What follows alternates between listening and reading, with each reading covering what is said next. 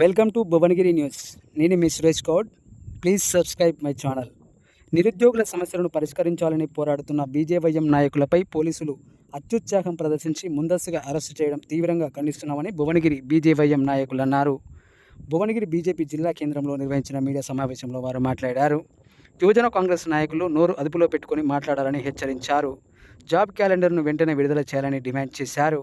ఈ కార్యక్రమంలో బీజేవైఎం భువనగిరి పట్టణ అధ్యక్షులు కనుకుంట్ల రమేష్, బీజేవైఎం జిల్లా ప్రధాన కార్యదర్శి బూరుగు మణికంఠ గౌడ్, బీజేవైఎం జిల్లా స్పోక్ పర్సన్ మంగు నరసింహ, బీజేవైఎం జిల్లా కార్యదర్శి బట్టు క్రాంతి, బీజేవైఎం పట్టణ ప్రధాన కార్యదర్శులు మల్లికార్జున్, రత్నపురం ప్రవీణ్ తదితరులు పాల్గొన్నారు. భారతీయ జనతా యువమోర్చా రాష్ట్ర శాఖ పిలుపు మేరకు మొన్న ఏదైతే ఎంఆర్ఓ ఆఫీసు వినతి పత్రం కానీ నిన్న జరిగినటువంటి మన కలెక్టరేట్ నిరసన దీక్షలో కార్యకర్తలను పోలీసులు అత్యుత్సాహం చూపించి ముందస్తు అరెస్టులు చేయడాన్ని భారతీయ జనతా యువమోర్చా పక్షాన తీవ్రంగా ఖండిస్తున్నాం.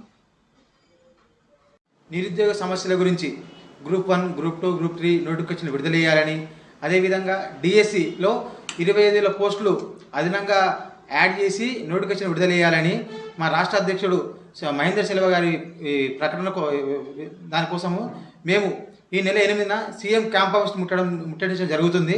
ఈ కార్యక్రమంలో అధిక సంఖ్యలో మన జిల్లా యువమోర్చా నాయకులు కానీ నిరుద్యోగులు కానీ పాల్గొని విజయవంతం చేయాల్సిన కోరుచున్నాం. నా పేరు బట్టు క్రాంతి, నేను బీజేఎం జిల్లా కార్యదర్శి. ఏదైతే మన బీజేఎం రాష్ట్ర శాఖ పిలుపు మేరకు ఇచ్చినటువంటి కలెక్టరేట్ ముట్టడి విజయవంతంగా పూర్తి చేయడం జరిగింది.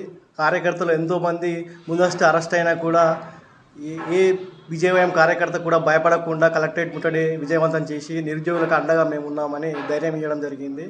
ఏదైతే 100 రోజుల్లో నిరుద్యోగ సమస్య పరిష్కరిస్తామని అధికారంలోకి వచ్చిన కాంగ్రెస్ పార్టీ నిరుద్యోగులను మోసం చేసింది. ఆ రోజు అశోక్ నగర్కు వచ్చిన రాహుల్ గాంధీ చెట్టు కింద కూర్చొని 100 రోజుల్లో నిరుద్యోగ సమస్య పరిష్కరిస్తామని ఆయన బల్లగు చెప్పడం జరిగింది. మేము బీజేఎం రాష్ట్ర శాఖ నుంచి ఒక విధంగా అడుగుతున్నాం. ఏంటంటే, మీరు అధికారంలోకి వచ్చి 8 నెలలు గడుస్తున్నా కూడా నిరుద్యోగ సమస్య పరిష్కరించడంలో మీరు విఫలమవుతున్నారు.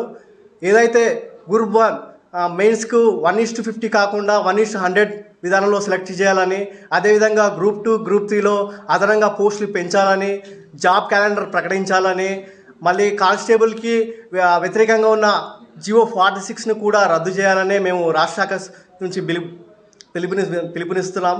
కాబట్టి ఇక్కడ మొన్న జరిగిన ఎంఆర్ ఆఫీస్ ధర్నాలో ఎమ్మెల్సీ మన తీర్మాన్ మల్లన వచ్చినప్పుడు మా బీజేఎం టౌన్ నుంచి మేము ధర్నా నిర్వహించి ఆయనకు వినతి పత్రం ఇవ్వడం జరిగింది. ఆయన కూడా సానుకూలంగా స్పందించి ఈ నిరుద్యోగ సమస్య మేము పరిష్కరిస్తాం, వాళ్ళకి అనుకూలంగా ఉంటానని ఆయన కూడా సానుకూలంగా స్పందించింది.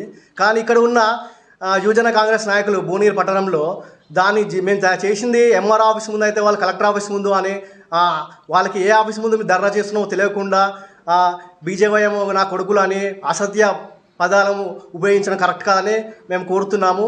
ఏదైతే భారతీయ జనతా పార్టీ ఒక సంస్కారం మాకు ఇచ్చింది, ఏ వ్యక్తిని మేము విమర్శించొద్దని, మాకు ఒక భారతీయ జనతా పార్టీ ఒక సభ్యత సంస్కారం ఉంది కాబట్టి మేము వాళ్ళని విమర్శించకుండా మా విధానంలో మేము చెప్తున్నాము.